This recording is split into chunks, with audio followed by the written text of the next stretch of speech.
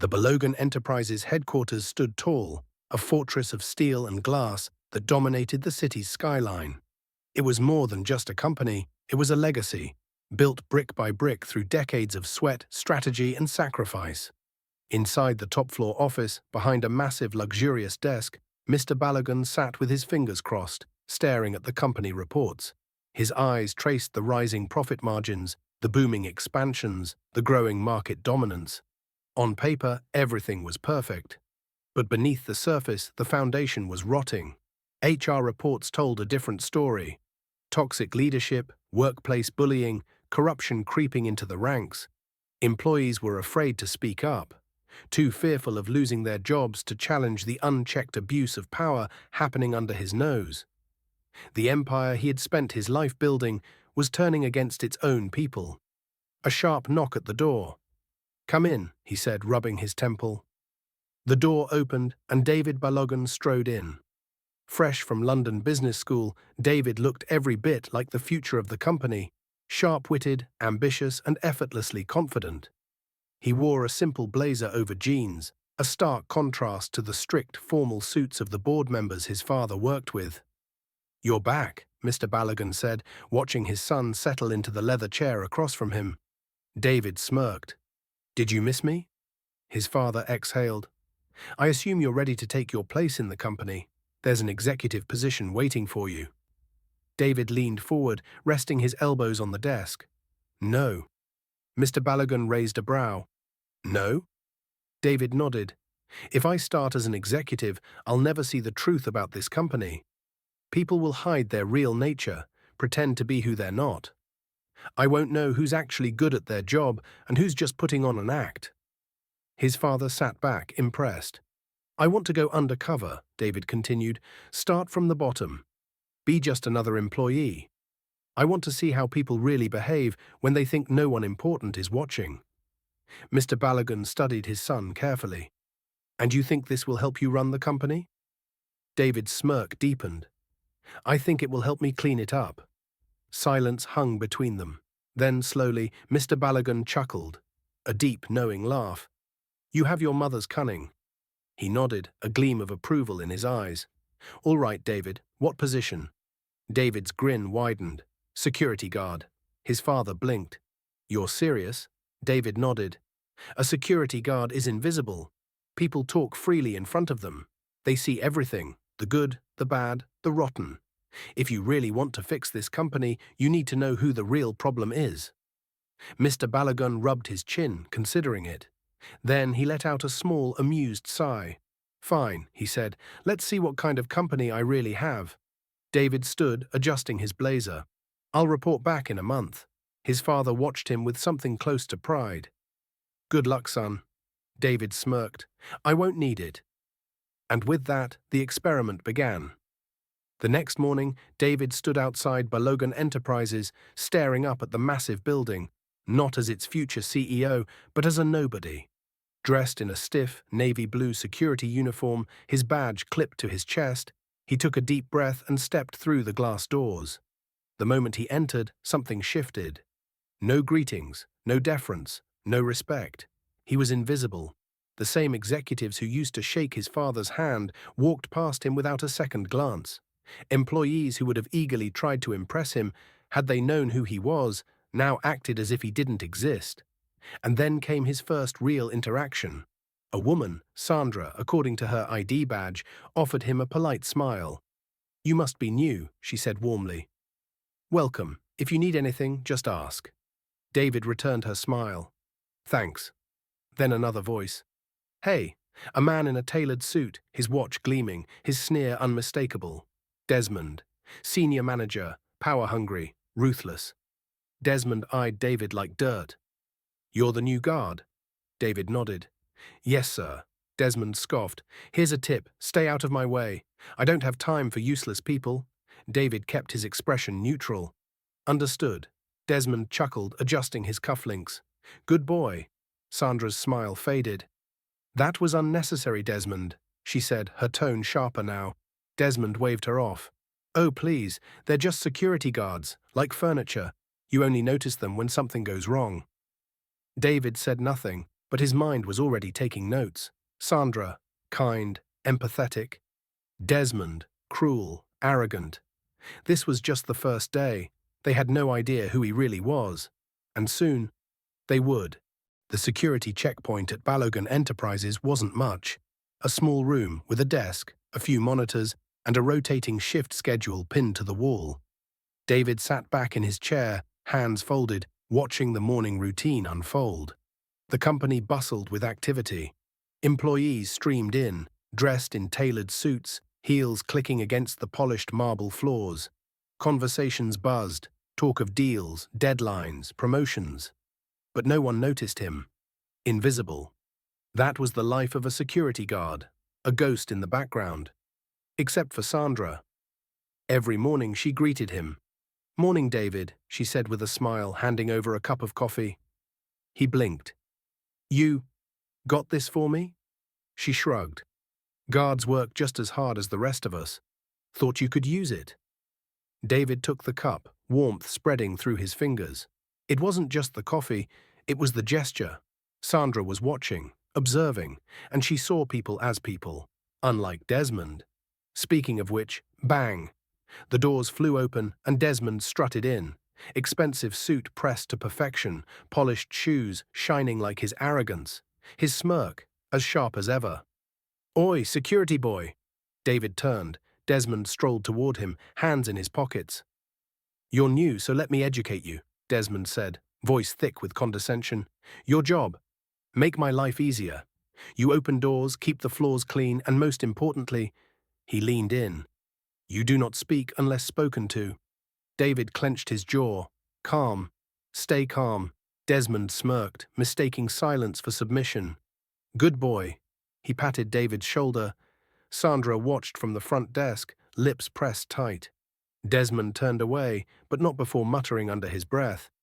"They should hire smarter security. This one looks slow." David inhaled, fists tightening under the desk. He had heard enough. Observing the rot days past, David saw everything. Desmond barked orders like a dictator. Employees scrambled under his gaze. The timid ones stayed silent. The ambitious ones laughed at his cruel jokes, hoping to stay in his good graces. David heard it all, the backhanded insults, the snide comments, the way Desmond used his power to belittle others. And when he wasn't terrorizing the office, he was cutting corners. David watched him sweep company money under the table, forging deals that benefited himself. The rot in Balogun Enterprises had a name, Desmond, and he had no idea his days were numbered. One evening, as the office lights dimmed and employees trickled out, Sandra approached David. "Hey," she said softly, pulling up a chair next to his desk. David looked up from the security monitors. "What's up?" She hesitated. "I see how Desmond treats you."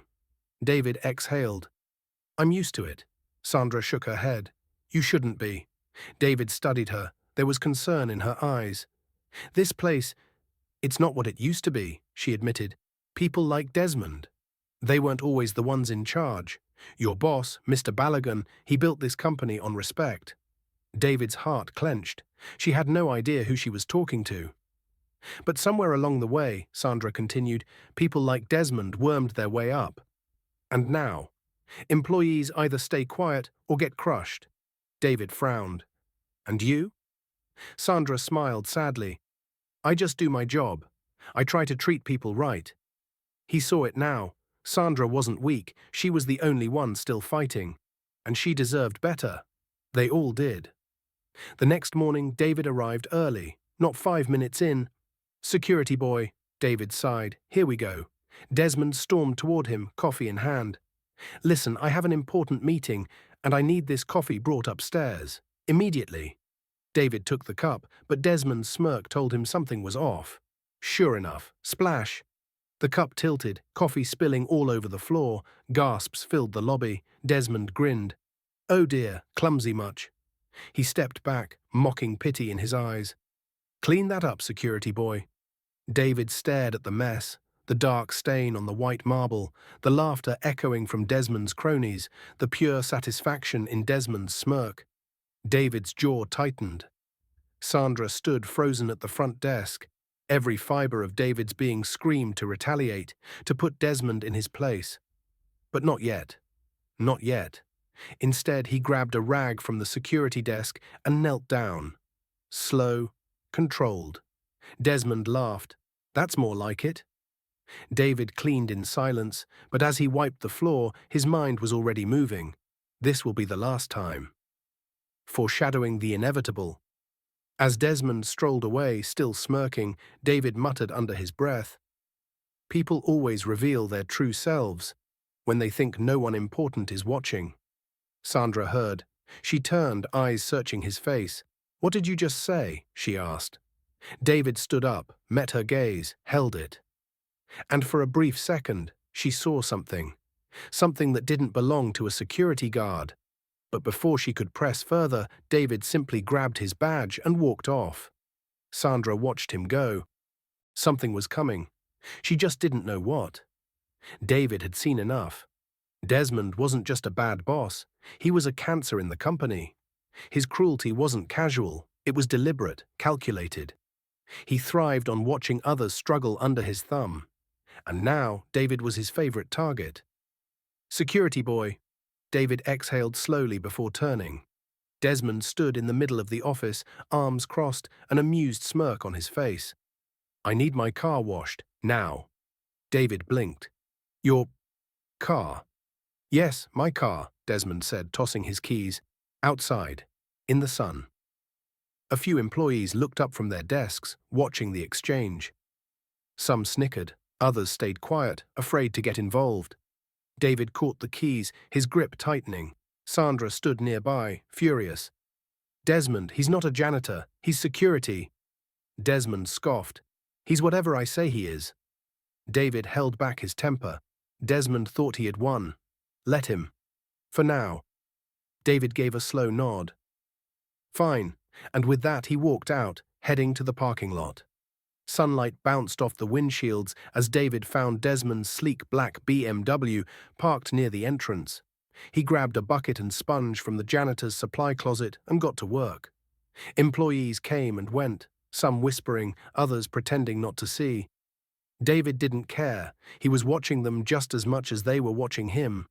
Who would stand up? Who would just watch? And who would enjoy seeing him humiliated? By the time he was done, sweat dripped down his face, his shirt sticking to his back. Sandra was waiting for him near the entrance. "This is getting out of hand," she whispered. "Why are you letting him do this to you?" David wiped his forehead. "Sometimes you have to let people dig their own graves." She frowned, sensing something in his tone. But before she could press further, Desmond strolled outside. He ran a single finger along the hood of his car, inspecting it like a king judging a peasant's work. Then, without warning, he flicked water at David's face. Missed a spot. Laughter erupted from the other employees standing nearby. David closed his eyes for a second. This was it. His patience had run out. Desmond didn't know it, but he had just signed his own fate. David handed the bucket back to the janitor and walked away.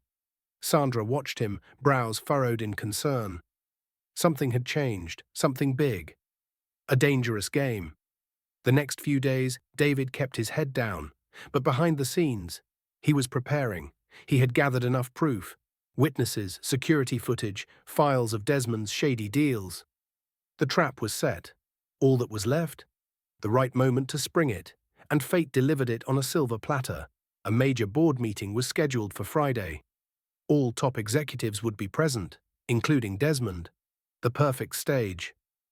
Friday morning, David reported for duty, still in his security uniform. Sandra was waiting for him at the front desk, arms crossed. "You're up to something." David gave her a small smirk. "Just trust me." She hesitated. "You scare me sometimes." He chuckled. "Good." Then, "Security boy." Desmond's loud, arrogant voice cut through the lobby. David turned, expression neutral. Desmond held out a tray of coffee cups. "For the boardroom," Desmond said. "You're serving today." David took the tray, his grip steady. Desmond chuckled. "Good boy." One last time. David nodded, then made his way upstairs. The stage is set. The boardroom was filled with Balogun Enterprises' most powerful executives. Men and women in expensive suits, all focused on their documents and discussions. David walked in, tray balanced in his hands. He felt Desmond's eyes on him, full of satisfaction. "Careful not to spill, security boy," Desmond whispered under his breath. David said nothing. Instead, he walked past the table, right out the door. And then, he came back. But this time, he wasn't wearing the security uniform. He was in a tailored CEO suit. His posture straight, his presence commanding. Desmond's smirk froze. The room fell silent. David walked to the head of the table, buttoned his suit jacket, then turned to face them all. And then, in a clear, steady voice, he said, "Good afternoon. My name is David Balogun, and I am the next CEO of this company." A collective gasp. Desmond stumbled back. What? David adjusted his cufflinks. "Did I stutter?" he said, voice deadly calm. Desmond's face drained of color. David turned to the board members. "Before we begin, I have a few things to discuss." Specifically, his eyes landed on Desmond. Corruption, abuse of power, and what happens when people think no one important is watching. Desmond's throat bobbed. He knew he was finished. Sandra, standing just outside the boardroom, covered her mouth in shock. She had suspected something, but not this. Not that the humiliated security guard was actually the man who now held Desmond's fate in his hands. And for the first time, Desmond was afraid. The silence in the boardroom was thick, suffocating. Every executive, every senior manager sat frozen in their seats, eyes locked on the young man in the tailored CEO suit who had just walked in. David Balogun, the same man they had ignored in the lobby. The same man Desmond had humiliated over and over again. The same man who was now declaring himself as their next leader. Desmond's face had gone pale, his lips parting in stunned disbelief.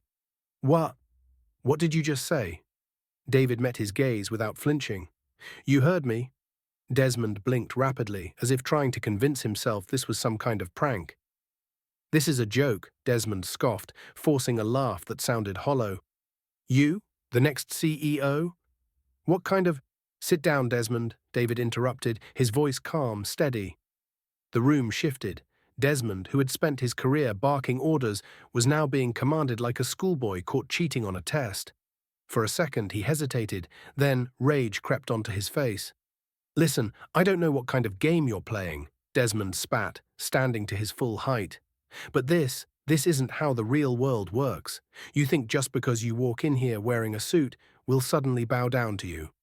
David tilted his head slightly, his gaze unwavering. "I don't need you to bow," he said smoothly. "I just need you to listen." Desmond clenched his fists. David turned to the board members, most of whom still looked confused, shocked, some even nervous. He walked slowly around the table, taking his time, his fingers lightly grazing the smooth, polished wood. "Before I continue," he said, "I want to make one thing clear." He stopped, his hands resting on the back of an empty chair. "I have been working here for the past month. Not as an executive, not as the CEO's son, but as a security guard." Gasps rippled through the room. A few of the board members exchanged stunned glances. "You see," David continued, his voice smooth and unshaken, "titles mean nothing, money means nothing. If you want to know who a person truly is, remove their status, strip them of power, see how they treat the ones they believe are beneath them." He turned slowly, locking eyes with Desmond. "And I have seen everything." Desmond's nostrils flared. "You're lying," he hissed. "You expect me to believe that?" David held up a remote control. A beep. The massive screen behind him flickered to life. And then, the proof appeared. Desmond standing over him, barking orders. Desmond laughing as he spilled coffee and demanded David clean it up. Desmond throwing insults at employees, cutting corners, bullying interns. Every moment. Recorded, every single one. A deadly silence filled the boardroom. David crossed his arms. "Still think I'm lying?" Desmond's mouth moved, but no words came out. The board members stared at the screen, horrified. Mr. Iredell, the head of finance, cleared his throat. "David, you're telling us you've been undercover this entire time?" "Yes," David said simply. And everything on this screen is real? Another executive asked, voice tight. Oh, absolutely, David replied. I could have stopped at word of mouth. But no, I wanted proof. And now? He gestured toward Desmond. You all get to see for yourselves the kind of man you've let climb the ranks of this company. A few members shifted uncomfortably. Another one, an older woman named Mrs. Lawal, folded her arms. This is disgraceful, Desmond snapped. You can't be serious. This is entrapment. This is an ambush. David chuckled, low and cold. Oh, Desmond. He stepped closer, his voice dropping to a whisper only Desmond could hear. This isn't an ambush. This is karma. Desmond lunged forward, fists clenched, but before he could do anything, security guards entered the room. Two men dressed in official company security uniforms, the real security guards. Desmond whipped around, his face twisting into shock. Wait, hold on. He held up his hands. You can't do this. I've worked here for years. David nodded. And now you won't work here at all. Desmond stumbled back. This isn't fair, he cried out as the security guards grabbed his arms. David gave a small, cold smile. No, Desmond, he said, stepping back. You did this to yourself. The doors swung open. Desmond fought, thrashed, screaming protests as they dragged him out. His reign of terror over. David turned back to the boardroom. Now, he said smoothly, adjusting his cufflinks, shall we continue? Outside the boardroom, Sandra stood frozen. She had followed David upstairs, wanting to see what would happen. Now, she was staring at the doors where Desmond had been dragged out, her mind racing.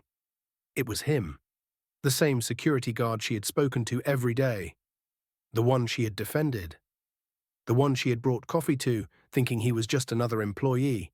He wasn't. He was the next CEO. Sandra exhaled slowly, her heart pounding. Everything had changed.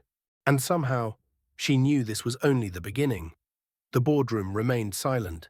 Even after the echoes of Desmond's protests faded down the hallway, no one dared to speak. The weight of what had just happened hung in the air like a storm cloud. David surveyed the room. Executives shifted in their seats. Some looked impressed, others nervous, perhaps wondering if their own past actions would come under scrutiny next. Finally, Mr. Iodell, the head of finance, broke the silence. Well, he said, adjusting his glasses, that was unexpected. David smirked slightly, only if you weren't paying attention. Mrs. Lawal, the head of public relations, exhaled. David, what you just did, this whole undercover stunt, do you realize the risk you took? I do, David said firmly, and it was worth it. She shook her head. This company is massive. Do you think one man can change its entire culture? David met her gaze. One man alone. Number but leadership sets the tone, and I refuse to lead a company that rewards cruelty and corruption.